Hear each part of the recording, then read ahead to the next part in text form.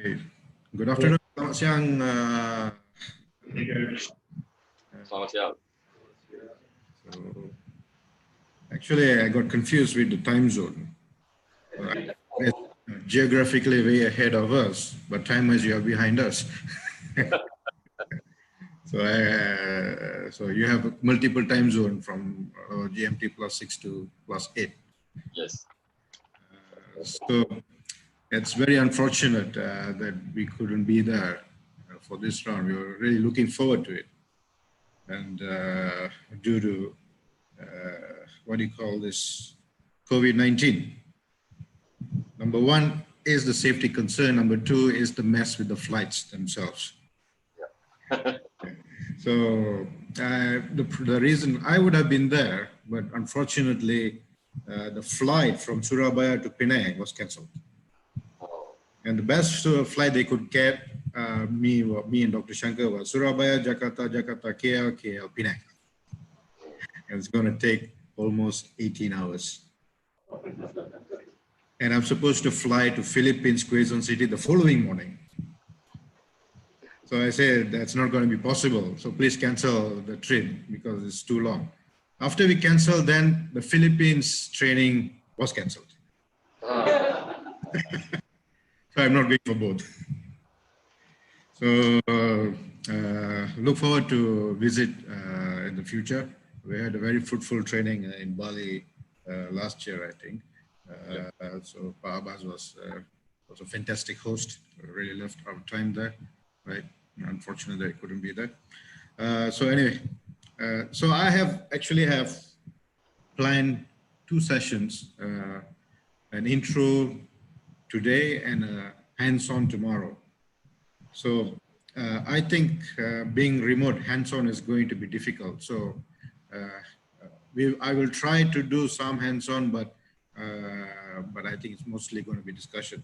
So we have 3 hours. I don't know how much time that will take, maybe 1.5 hours or so. So we need to plan according to, play by ear, because I've never done much hands-on remotely. It's rather painful. Most hands-on require me to run, to go and assist you on your computer, get things running, and so on and so forth. It's not possible doing it remotely. So let's try tomorrow morning. Maybe we can start at 10 o'clock, tomorrow? Yes, it's fine. It's fine. Okay, cool. So that's what I like about Bus. Okay, so I will share the slide. You don't have to look at me. I'm not that pretty anyway. Let me share the screen.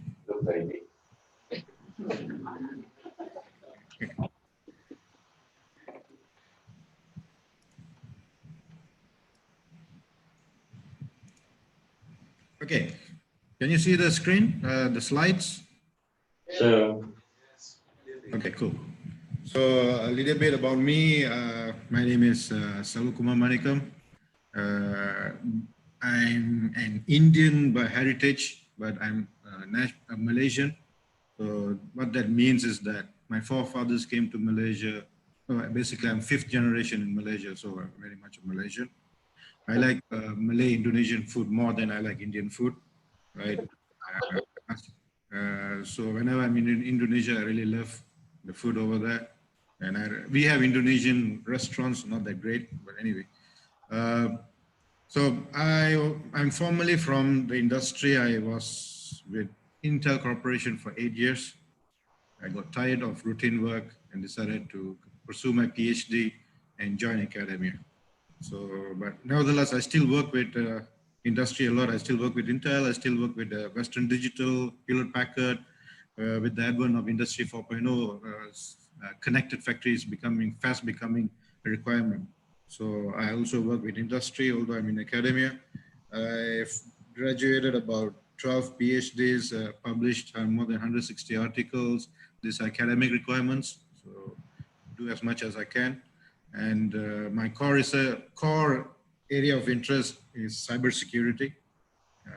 What I'm working on now, the projects I'm working on now are on malware, IoT security. I'm looking at cloud security. These are some of the areas I'm looking at. I'm also looking at There's some related areas, but not really security, like internet governance, fake news issues, and so on and so forth. So that's where I am now. And I'm a member of this project, hence my contribution is to provide the workshop. I'll be member of the workshop and contribute to the technical aspect of detecting malware and bot communication over the internet from the partner collaborators, especially MyRAN, IDRAN, BDRAN, and Trojan. So that's what we are looking at, capturing the traffic, looking for patterns, behaviors of bot or malware communication patterns. So,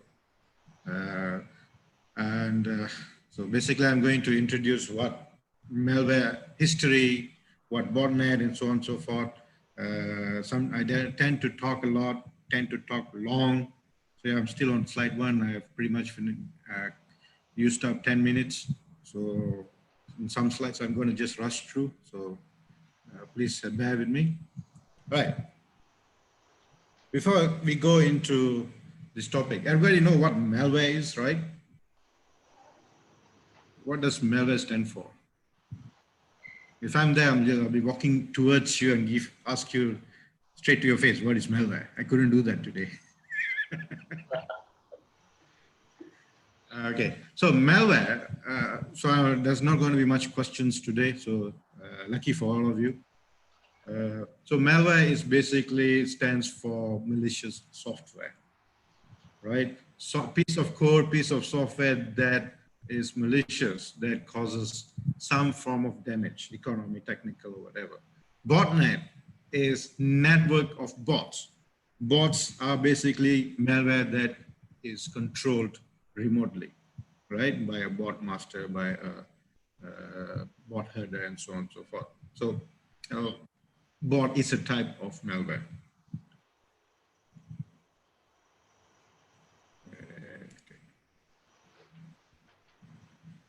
So what you're looking at is basically the internet back in 1977. What used to be called ARPANET, Advanced Research Project Agency Network. If you can see, there's only a few entities like UCLA, like MIT, like Xerox, and so on. There's about 10 organizations with less than 100 hosts. And this is what internet looked like back in 1977, right? Nobody at that time thought that what is called internet, ARPANET, could evolve to something like this in the next 40 years. Internet is now become a globally always on network. The population of the world is about 7.6, 7.7 billion. If I ask this question, how many of members of, what's the percentage of the population that have access to the internet 4 years ago? It was 2 billion. 2 years ago, it was 3 billion. Now, it is almost 6 billion, right? More and more people are getting connected. I'm not sure if the cats and other pets are getting connected, but no, there are more entities getting connected to the internet, not just people. Everyday objects, air conditioners, refrigerators are now getting connected to the internet. All of us carry a phone with us, right? How much time do you spend online a day? 2 hours? 3 hours? Malaysian average is about 5 hours a day. We are one of the highest in the world. How about Indonesia? How much time, what is the average daily usage of the internet? Any idea? Well, you can take a look at the mobile connectivity. Sometimes social media is. Yeah. How many hours? More than 5, I guess. More than 5. Oh, you're higher than us. Yeah. Okay, so I think we are pretty much aligned. I think Malaysia also has one of the highest, I think if not the highest, one of the highest Facebook users in Asia. I think Indonesia is pretty similar to us. Yep. Okay, so internet has become very, very important for everything that we do today. We do transactions online, we buy stuff online, we play games online, we socialize online. I actually asked one of my students that I teach, what happens if Facebook decides to shut down? Say, sir, I would lose my social life, right? Because that's where I socialize, that's where I meet people, that's where I hang out.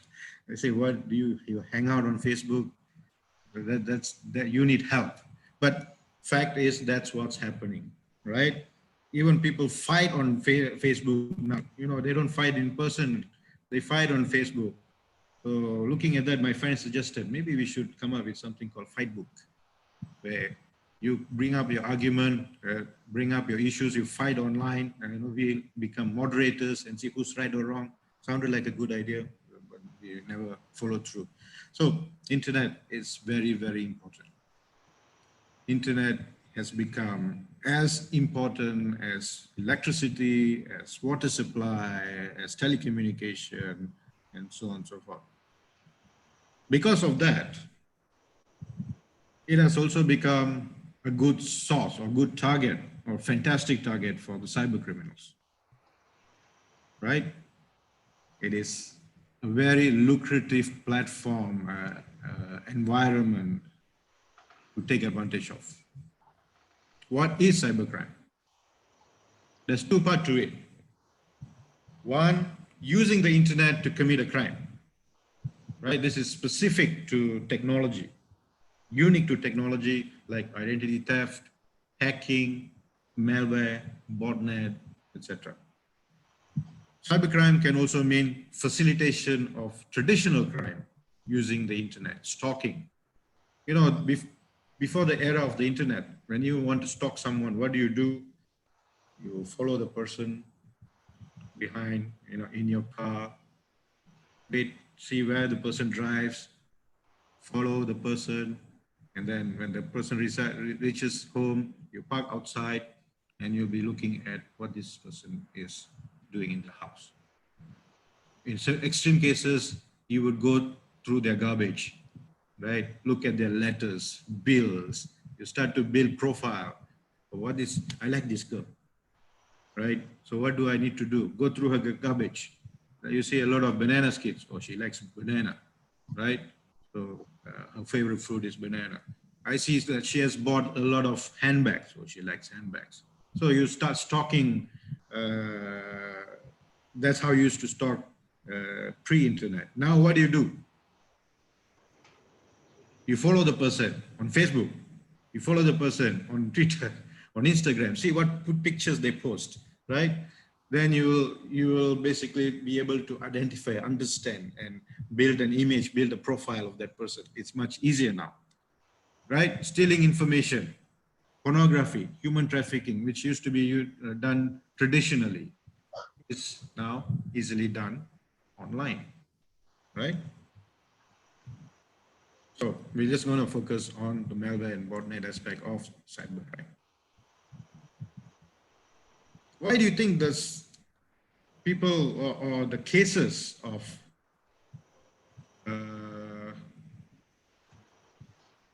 cybercrime is getting more and more attention? Why is it getting more popular? In Malaysia, we are actually working with the police force because, police force are accustomed to traditional crime. But when it comes to cybercrime, they have no idea what to do. They have no skills, right? So, but the problem is the number of reports they get, the number of cybercrime exceeds the number of traditional crime. That means the ratio of cybercrime and the ratio of traditional crime is getting lopsided towards cybercrime. So,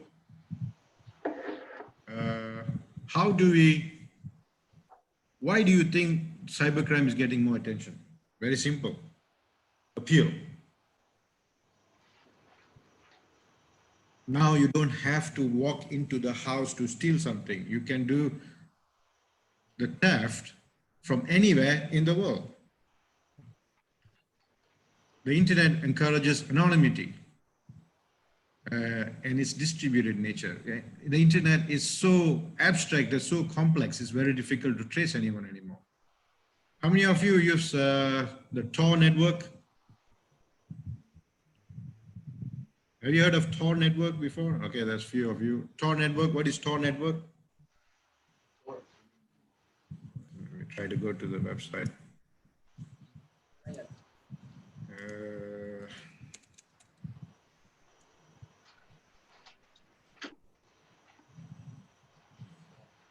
Share the screen.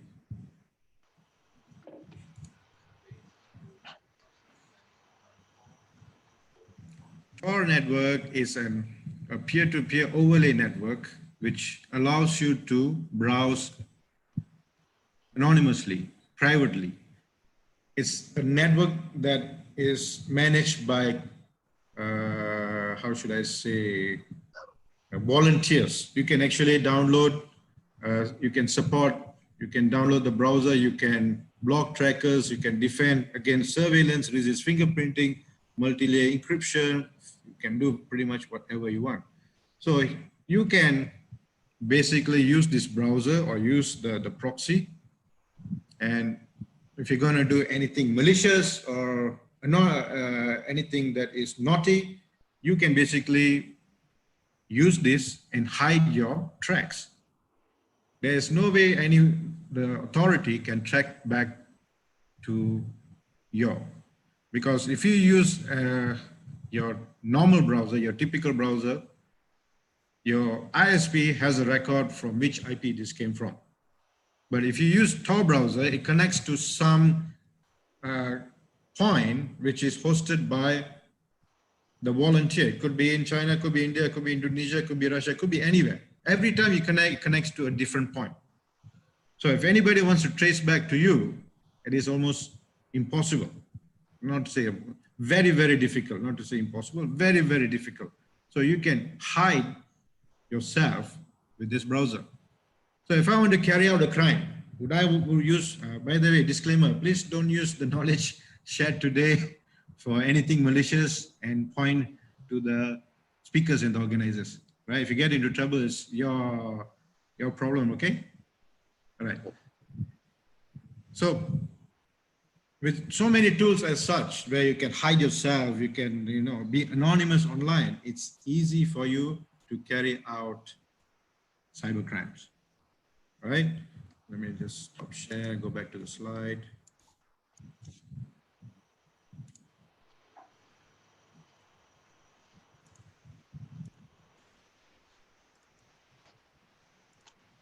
Okay. So there's many other things you can do to be anonymous, to be hidden and so on.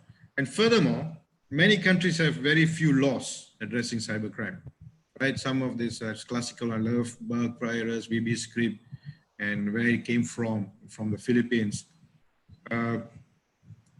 If somebody committed a crime in Indonesia from Malaysia, so from Malaysia, I have committed a crime online in Indonesia. Which law do we use? Indonesian law or Malaysian law?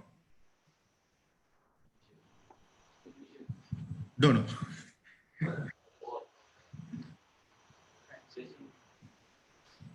Can't hear you, Pak. Repeat again the question, perhaps. If someone committed a crime from Malaysia over the internet, and the crime is committed in Indonesia, in Indonesian servers, Indonesian service providers, which law do we use? Malaysian law or Indonesian law? Mostly Indonesian. Indonesia? How do you prosecute the person? It's difficult. Yes. So the problem is that every country have its own law design, and every country does not cross boundary. Indonesian law is not applicable in Malaysia. Malaysia not applicable in Indonesia. And there is no law framework that is at least regional. There is no Southeast Asian cyber law framework. Right? They are talking about it, but nothing has been executed because it's difficult to exchange data or apply laws across the boundary. Right? You want to say something? I agree. Okay. So, as I mentioned earlier, internet is the biggest or the largest business, largest economy in the world. You can put the whole world's economy together, and internet economy is much, much bigger than that, few $1 trillion worth, especially, right? On the internet, nobody knows you're a cat. Right? You can be anybody, you can pretend to be anybody. It's so easy. I think we have done that before. We have pretended to be someone else. You don't want to be known, right? Even worse, 60-year-old guy pretending to be 12-year-old girl. Those are terrible, terrible things, how internet is facilitating such crimes, right? So this has led to, how should I say, the number of cybercrime to continuously, exponentially grow. And there is no solution in sight. There is always new security issues, new crimes, new privacy, data breaches. There's always something new cropping up, and it's growing. It's not reducing, right? So one of them is the growth in malware, right? So let's talk about malware a bit more. So the earliest, so this is the earliest of malware. Creeper was an experiment back in '71. This was not actually a virus or malware. They just wanted to see how a program can move from one computer to another. How does it, what do you call this, replicate itself, make a copy and install it into another computer. The whole idea was to do mass installation, but it behaved like a virus. So this is the first experience anyone or the sign that this could lead something more malicious. Then 74, Wabbit. Wabbit makes many copies itself into computers until the computer becomes slowed down. So many copies of that virus is running on the computer, right? You just keep clicking, keep launching the same application until the system becomes low. So they call it Wabbit because it replicates or reproduces like a rabbit would. Rabbit reproduces very fast. Altclona is also one of the widespread self-replicating virus to affect PCs. We are talking about during the era of floppy disks. How many of you have seen a 5/4-inch floppy disk? 5¼ floppy disk. Abbas should have seen it. Of course. Yes. Of course. I don't ask people's age anymore. I'll say, have you seen the 5/4-inch floppy disk? Yes. You must be old. If you want to check whether you're older, I will ask, have you seen an 8-inch floppy disk? No. Not my generation. I have seen 8-inch, but never, and it was towards the end of that era. Yeah. I'm not going to ask if anybody have seen punch card. Probably they're all dead. No. Right? So this is how virus used to spread, by sharing floppy disks. I think a few of us, like include Pabas and myself, PCs back in the 80s had, huge sized system unit, but the main memory is only about 640K. That's it. Right? We are talking about gigabytes of memory nowadays. We only had 640K. And the floppy disk is 360K kilobyte. And there used to be 2 floppy disk drives where I put my friend's disk who has a game and put my disk empty one, and we make a copy A to B. That's how it used to be. That's how virus used to spread. My first experience with virus was brain boot sector virus, 1986, 87. It doesn't do anything. It infects your computer, your operating system. Those days, operating system was known as MS-DOS, Microsoft Disk Operating System. When you type CMD in your Windows, you know, that black console that comes up, that's the operating system we had. No mouse, no GUI, no nothing. We have to memorize all the commands, right? I want to see the content of my hard drive. How? DIR. Right? If I want to copy a file, copy X copy file 1 to file 2, right? It was painful time. So brain boot sector virus basically was a message called Danzuko. And then it just continues booting into your operating system. It did nothing. It just showed an image and that's it. But the thing is that the writer of that virus was a Pakistani student, 13 years old. Imagine 1986, kids can write virus. But I notice kids nowadays cannot even write a code, right? They're too busy with their phone, too busy playing PUBG. Right?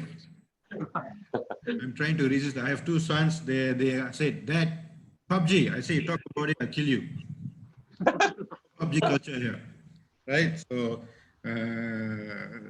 that was my first experience. Then PC Write Trojan and Morris Worm, Michelangelo. Michelangelo was another famous virus, I think, back in the 90s. Michelangelo, not the Ninja Turtle, is the artist from the 15th century or 16th century, from the Renaissance time. Michelangelo virus is also called time bomb. The reason is the Michelangelo virus will infect your computer, the operating system. I think at that time it was Windows 95. And it only activates on March 6th. March 6th being the birthday of Michelangelo. If you switch on your computer on March 5th, you're fine. If you switch on your computer on March 7th, you're fine. If you switch on your computer on March 6th, all your Microsoft Office documents will become 0 bytes. You will nullify all Office files, PowerPoint, Word, Excel, and so on and so forth, right? This used to be a major news during in the newspaper. There was no social media, newspaper. The main, what do you call this? The headline, the main news is, please do not switch on your computer on 6th of March. Please go out, right? So if you're on March 6th, don't switch on March 5th. If you don't switch on March 6th, you're safe. Until next year, March 6th. Right? So the following year, they announced the same thing. Please do not switch on your computer on March 6th. Right? So that was also a popular virus. And Melissa virus also popular. Those days, the only email client was Outlook. And Melissa virus basically infects. Outlook is actually a playground for malwares because Outlook likes VB macros. Right? Once you are infected with Melissa virus, it will inject VB macro into your Outlook client, and this macro will mass email itself to all the email addresses that you have in your address book. And it will infect others, and it will just keep on going on like that in a chain reaction manner. So that's how the earliest looked like. Then in the millennium, year 2000 and beyond, to the last millennium, last decade. We're already in a new decade, okay, the decade before. Year 2000, I love you world cost $5.5 billion in damage. It's an email virus, and it's called I love you because the subject says I love you. Why they call it I love you? Why the subject should be I love you? Imagine, especially guys, you receive an email and the email subject says, I love you. What would you do? Siapa ni? I love you too. I love you too. I want to say it. Siapa cintaku? Right? Curious. So what would you do is you want to open the email and open the attachment. Right? And the moment you open the attachment, it was still an Outlook error. It infects the machine, right? And it will basically spread itself just like Melissa virus would do, right? And it actually caused a slowdown of machines and drop to productivity of companies and so on, causing $5.5 billion in damage, right? So be careful.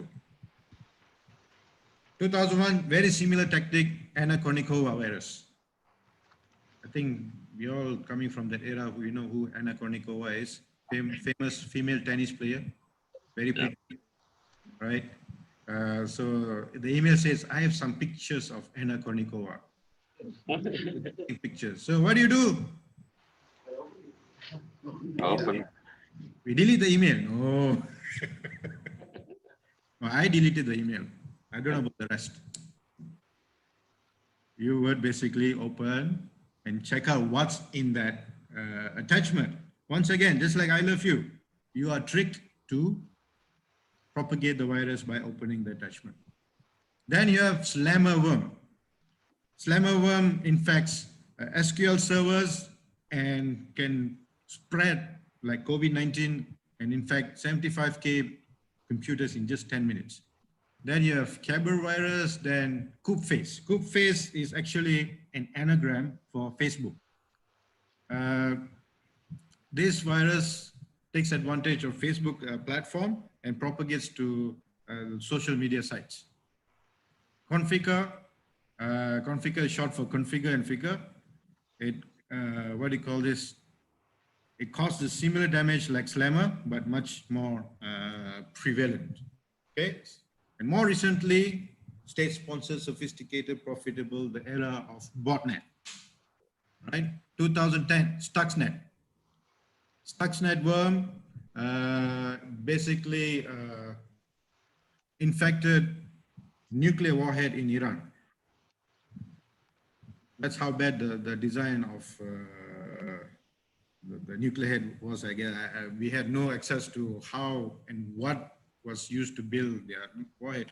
But the thing is that potentially it could have been used to launch nuclear missiles from Iran. But eventually it was removed. So hopefully there's no such things still happening out there. Zeus Trojan was a botnet, one of the first bot malwares. CryptoLocker is ransomware. Backoff infected point of sales machines. Most of the point of sales machines were on Windows XP, and we all know that XP is a playground for hackers, very easily penetrated. Then malware were used to steal credit card data from point of sale systems, Cerber, and of course, more recently, WannaCry ransomware. There's a lot of cases involving WannaCry that is not, how should I say, exposed or shared with public. One insider story I know is that one of well-known company in Penang. Penang is actually Silicon Valley, where a lot of multinationals are. One of those companies, they have decided to provide laptops for supervisors. So the supervisors are those who manage operators in production and all. So this person took the laptop home, you're allowed to bring home, and gave it to the children to play. So the children played, went online, don't know where they went, don't know what they did. So the next day she comes to office, connects to the corporate network, and a couple of hours later, and this company is Windows friendly, right? All their servers are on Windows. A couple of hours later, all the servers, all the files were locked. with pop-ups of WannaCry ransom. Production stopped because they cannot push data, instructions, recipes to the production floor because all the servers are locked. All the files are locked. There's no way for you to open. So they had to pay a ransom of $20 million to get access back to all their files. Right? And this is very big, but it's not talked about. I'm sure there are many, many other cases where such incidents has happened. And now we have moved to the era of IoT bots. One of the more popular one is Mirai Botnet. These botnets or these malwares infected CCTV cameras and carried out one of the largest DDoS attack in history. This was a few years back. And you know, they made a lot of money. The thing with cyber criminals is that they are not long-term. They will carry out attacks, crimes, and so on for a short period, 6 months, 1 year. They become millionaires, billionaires, and they retire. Right? What do they do when they retire? They will take whatever source codes that they have to build their malware, botnet framework, and so on. They make it open source. Right? They say, guys, I'm done making money. Here you go, take it. The next person who wants to become a millionaire, billionaire, take this, modify it, make it better, and make your money. Right? So Mirai Botnet's source code is out there in the open. It's open sourced. So anybody wants to become a millionaire or billionaire fast, please go check it out. I think Dr. Shankar will be doing a demo on this bot tomorrow. So that's interesting. So please take a look at it.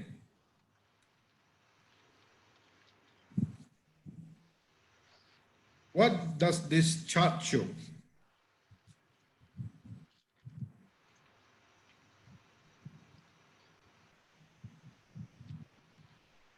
Any idea? This chart shows the growth of malware over the years. What do you see? The COVID-19 infection rate now, right? But not that. This shows that, you know, despite of all the defensive tools, mechanisms, and softwares and apps, right? With firewalls, with anti-malwares that can look beyond signature, understand behaviors. And why do we have the M means million over there? So in 2020, 10 was 47 plus million, and 2019 is of almost a billion infected machines. Why? Why, despite with all the technologies and tools and so on and so forth, why is the number of infected machines out there continues to grow in an exponential manner?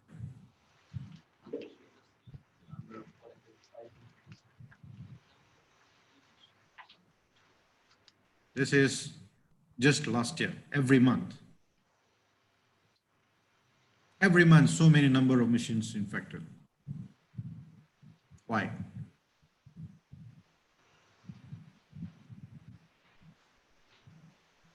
Because of curiosity, because of courtesy, because of gullibility, greed, thoughtlessness, shyness, apathy, because of social engineering attacks. Because if I cannot break into the system, if I cannot hack into the system to put my malware, what should I do? What can I do? I hack the dumbest element of the system. And what is the dumbest element of the system? Us, the user. Right? Okay, let's be honest. Have you ever been to an illegal site before to download cracks? Do you use torrent? Yes. Yes.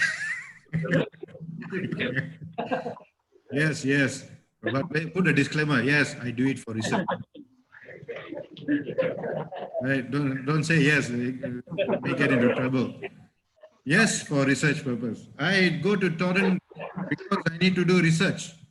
I go to illegal site because I need to do research. My research background is cybersecurity. I have to go. Right? But we all know. Okay, so you download this stuff and you want to install, let's say, this particular program. What your malware will say? Hey, this looks like a malware, virus. Don't. So what do?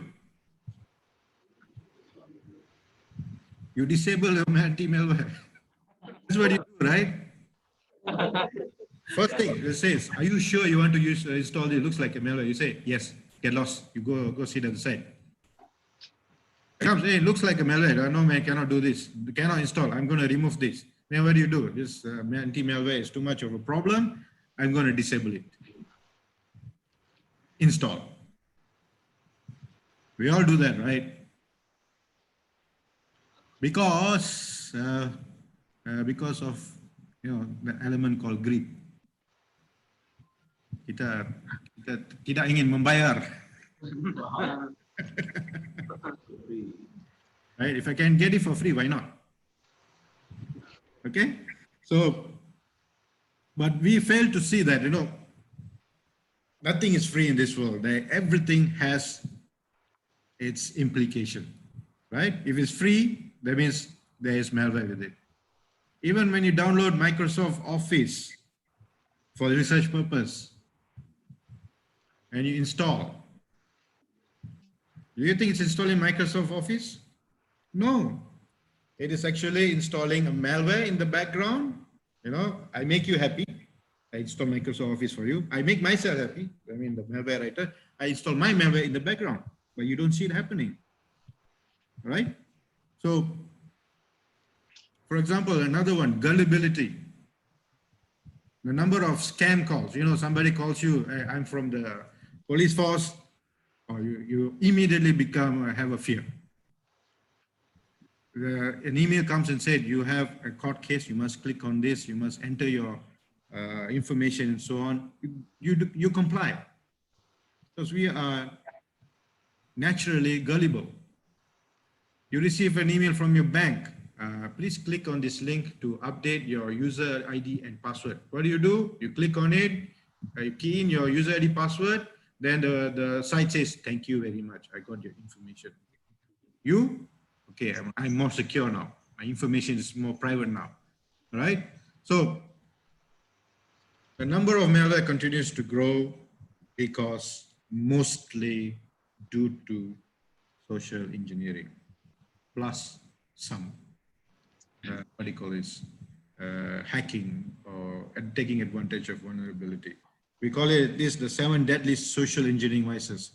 Why do we become a victim of social engineering? Talking about social engineering is another large topic, which I'm not going to go into now. The essence of social engineering, as we talked about, the bad guys always follow the path of least resistance and most profit, which is the user, right? And also, more and more people can become hackers nowadays. You don't have to be a coder anymore. You don't have to be technically sound. You don't have to. That is like 30 years ago, 40 years ago. Now, you can even go to YouTube and say, how to write a malware, step-by-step instruction for newbies, right? They even have packages where it's a GUI. Customize your malware. You click in, IP address, blah, blah, blah, and so on. It will generate a malware specific for your needs, right? Now, anybody can become a cyber criminal. Tools are out there. You can become a member of hacker forums. Some of it is on the dark web, where you have to be invited to be part of it. Part of the forum, some are open. Where these people, if they see that you're interested, they will actually mentor.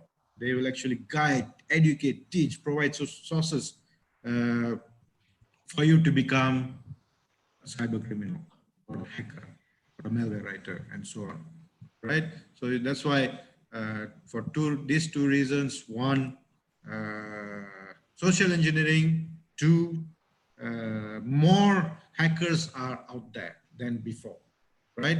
The chances that they are able to find vulnerability much faster than the defensive guys like us, the researchers, is very, very high.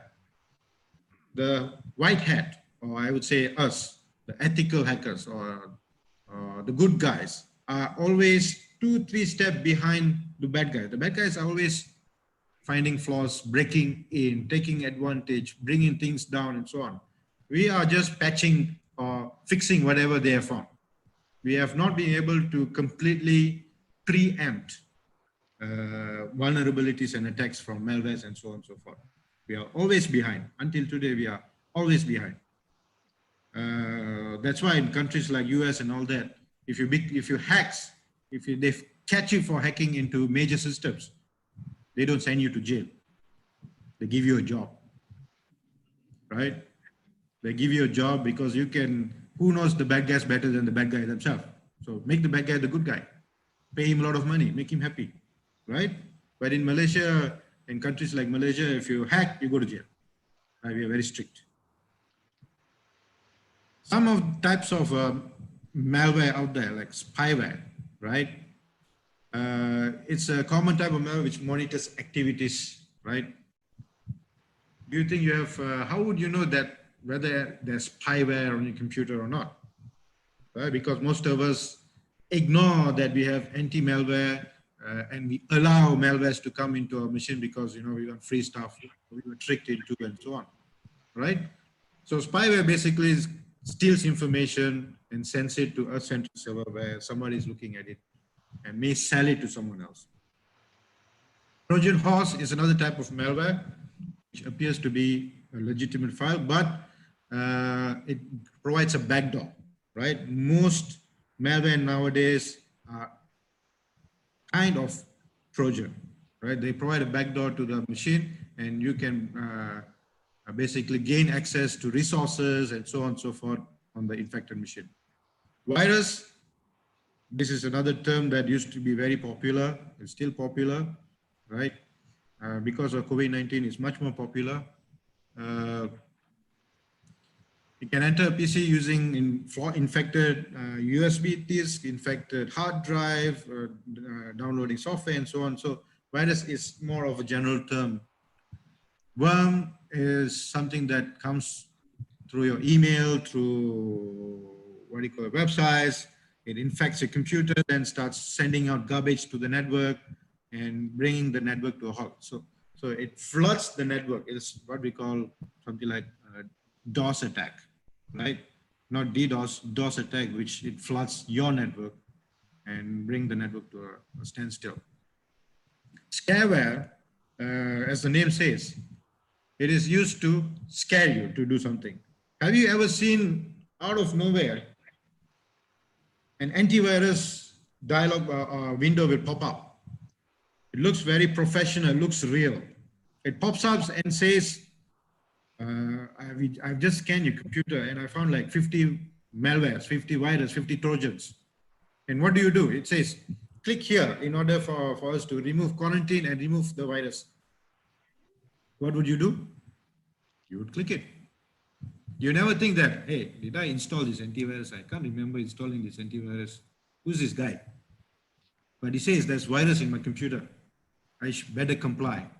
So you will just click fix, clean it or whatever, giving the malware full access, administrative access to your computer, right? There's probably no 50 virus on your computer. It just shows you the fake list of viruses and says there is virus on your computer. It scares you. Once you're scared, you will do whatever the malware says. And after that, it is the master of your computer, right? It takes over.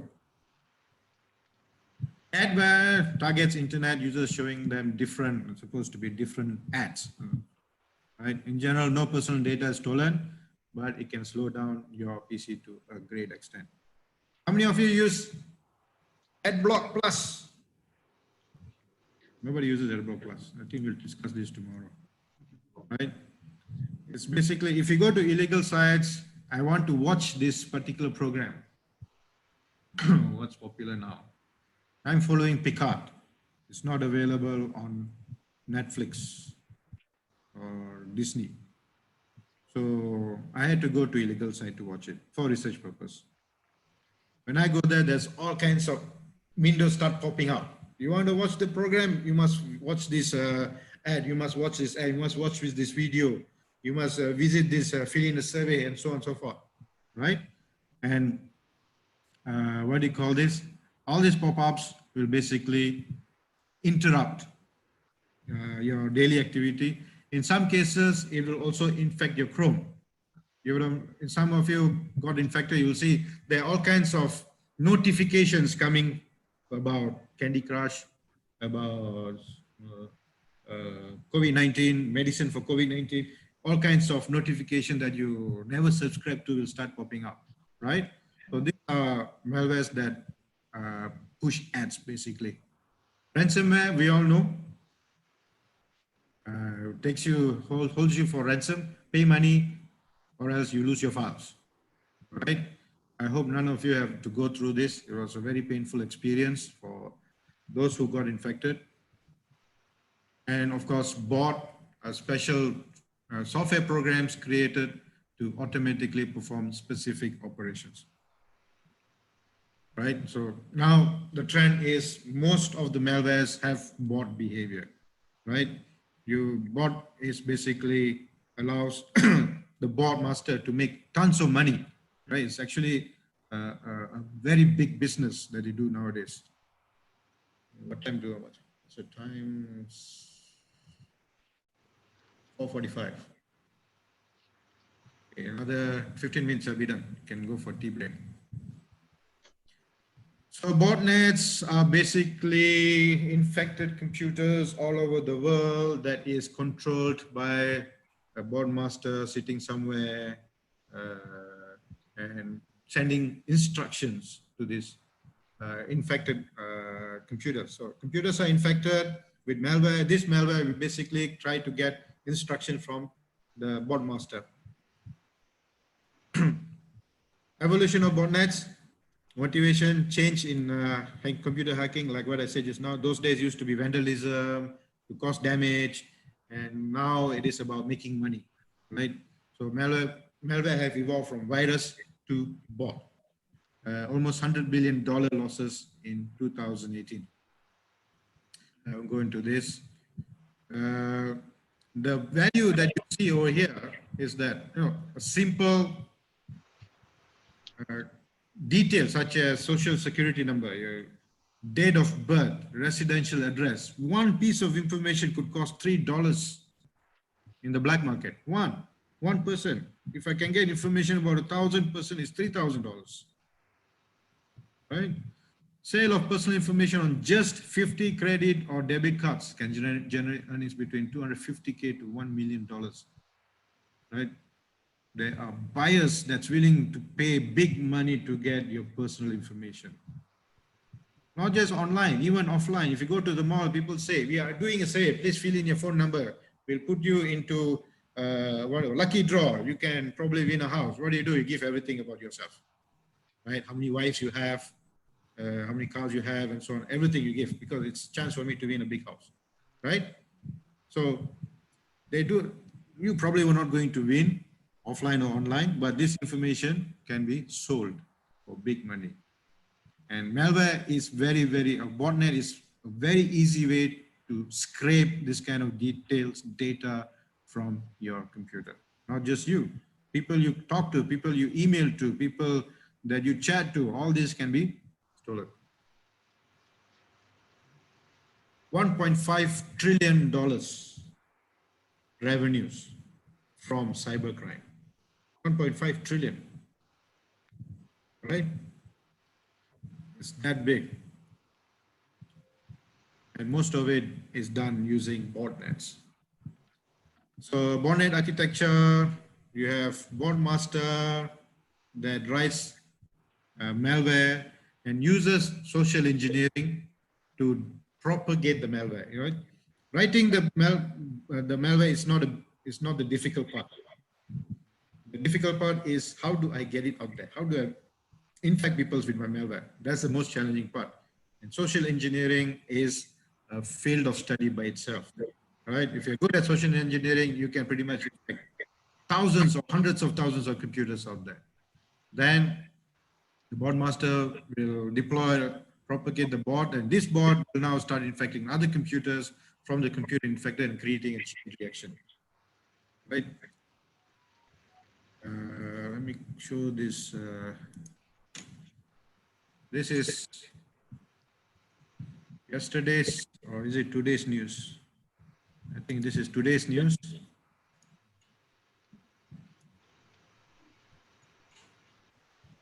Can you see the website? Yeah. Microsoft disrupts a botnet that infected 9 million computers. And it took them, they had to work with organizations from 35 countries, right, to disrupt a botnet behind the largest cybercrime network. The botnet known as Sneakers has infected estimated 9 million computers. This is mostly where you get your spams from, right? Generating as many as 3 billion spam emails in just 2 months, right? So will you stop getting spams? No, you'll still continue getting spam because this is not the only botnet that is out there. There are many botnets out there. This is one of the network that has been brought down, right? And it's not like it's new. If you look at this, they started observing in 2012. Sneakers was observed since 2012, and it was actually used to distribute or propagate other botnets like Zeus, right? And which they brought down in 2014. But this Sneakers virus has been around for the past 8 years. Took them 8 years to bring out this bot of network of bots, right? It is likely involved in stock scam, fake pharmaceutical spam, Russian dating. Most of them mostly come from Russia or China, right? So it's a never-ending battle. That happened. Let me share the slides again.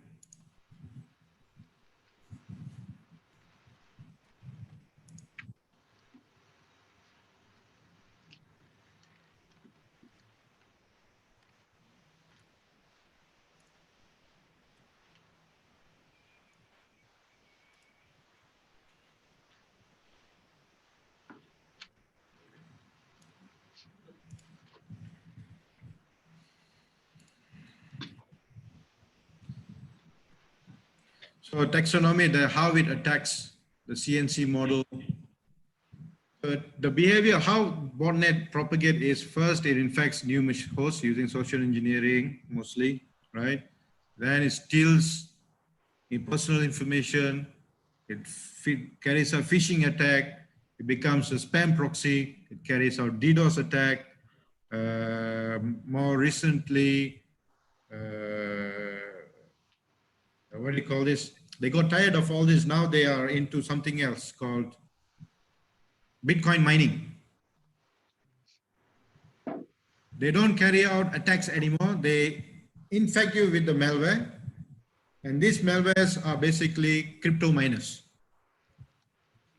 When you are not using the machine, the malware will basically start using your CPU resources to mine and push the profit to the bot master's wallet, right? All the machines throughout the world infected with this malware doing mining for you.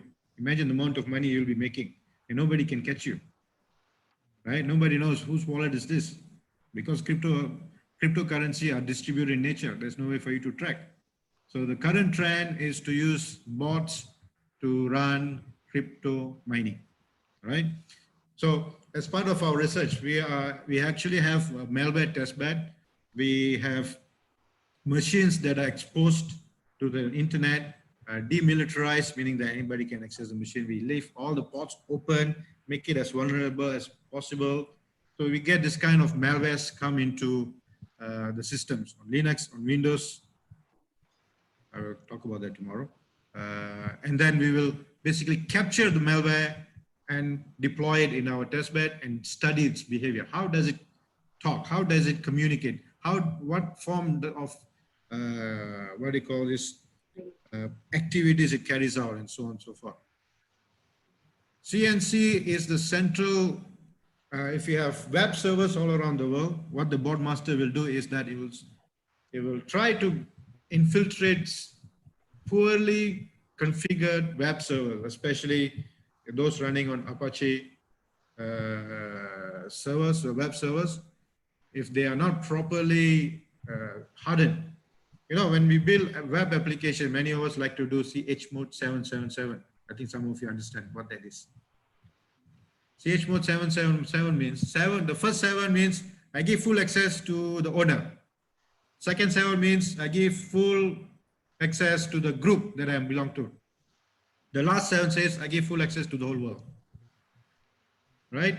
So when you build web applications, many times I've noticed that developers like to, you know, when you need to upload files, photos, images, and all that, you need to control certain files are not allowed.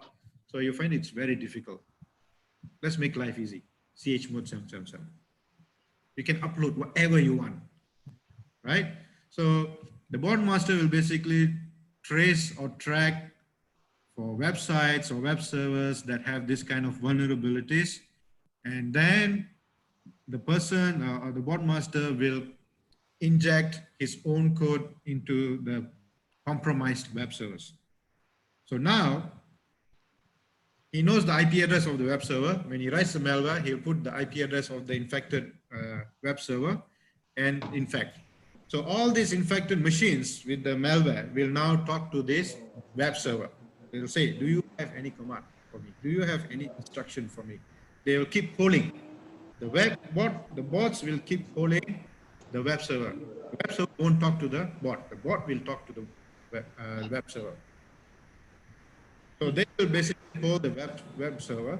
The bot master will basically push, if there's any instruction, do a DDoS attack on this website, to the web server, right?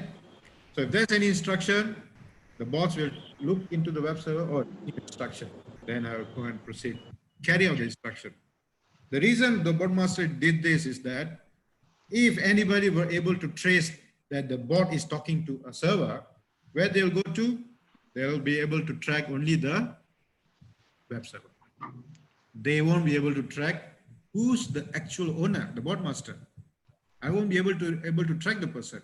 I need to put more effort. But if I trace from the infected machine, it only goes to the infected web server. Whose is this? I don't know. It could be some sales website who didn't know it's infected, right? So there's no way for you to track. But if I put more effort, there is always a way to track from the web server to the bot master, right? Of course, since the CNC model is easy to set up, but it is also very easy to take down. If the web server goes down, all the bots become orphaned. They'll be looking for instruction forever, not knowing that the web server is dead. So easy to take down. And also, authorities can put some effort to be able to trace the bot master themselves. A more difficult or more complex model is the P2P model. P2P model is that there is no central entity. All the peers or all the bots are kind of a mini CNC, mini server. So they give instruction. So the bot master will only push us to one of the bots, and this bot will propagate to other bots.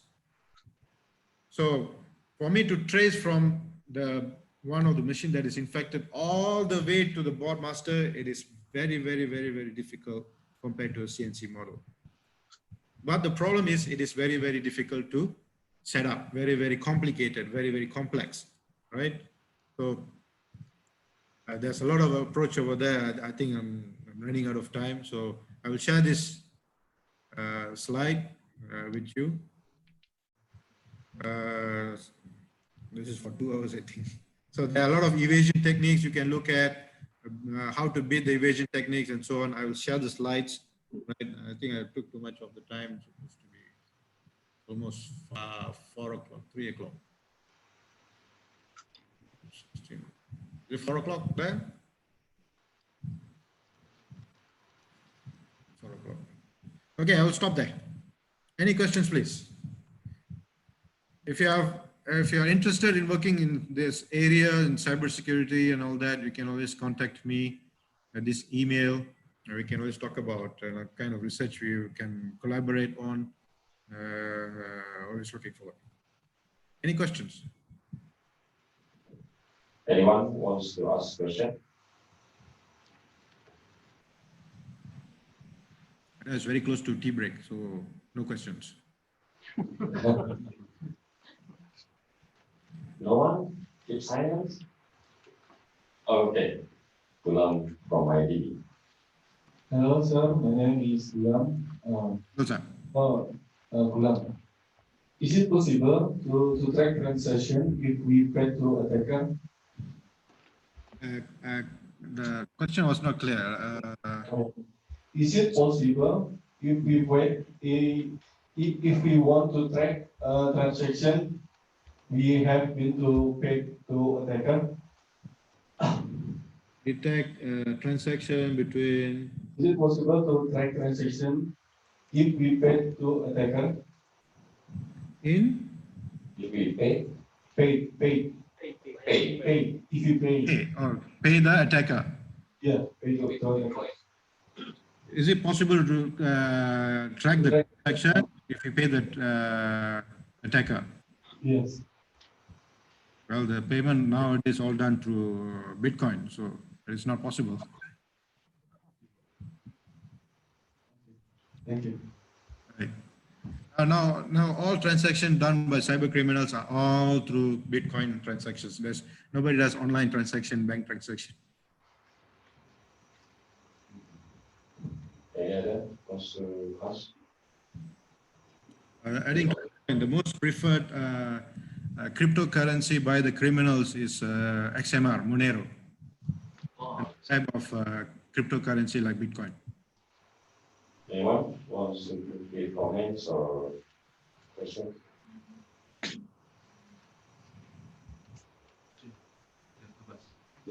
Okay. You can always drop me an email. We can discuss. Yeah, one more question. Okay. Okay. Can you share best practice how to deal with the social engineering stuff? Because actually in our university, many staffs and students, they clicking the emails that contain malware, and they respond to the email. They're sending the ID and the password and so on, and our domain name become get blacklist on email server on your outside. So how to deal with this kind of behavior, the user behavior? Because one or two users did this, then entire user can get the impact. Is there any best practice that how to deal with this kind of situation? Thank you. Well, that's a problem we are grappling to deal with also. Well, the thing is that when the user, we tell them don't do it, they still go ahead and do it, right? But what we are doing in our university is that we actually have developed a cyber awareness program where we educate them on what you should not do, what you should do and should not do in situations like that. That is one. But nevertheless, even though we say don't do it, they are going to do it, right? So what we also teach is that, okay, fine, you are going to do it. This is how you should do it safely, securely. So we also have to teach them a bit of the dark knowledge. They are able to do it without impacting the rest of the services, infrastructure that we have. So that's the only way I can see to overcome this. It's a long-term learning and teaching process.